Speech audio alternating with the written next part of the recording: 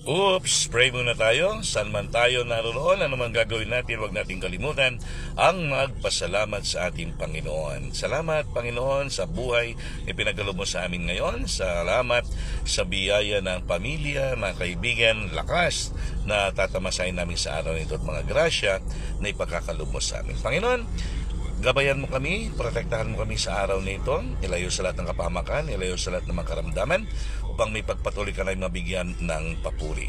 Gayun din, Panginoon, iniling namin lagi na basbasan mo ang aming mga kapatid na may mga sakit, lalong-lalo ang mga miyembro ng pamilya namin.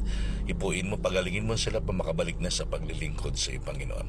Gayun din, iniling namin na patuloy mong gabayan, protektahan, ilayo sa lahat ng kapahamakan, karamdaman din ang mga kapatid na yung mga OFW man nagsasakripisyo para may taguyod ang pamilya sa ibang bansa.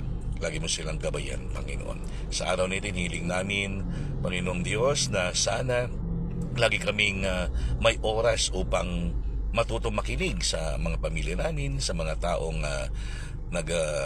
humihiling ng oras para pakinggan, lalong-lalo sa mga problema.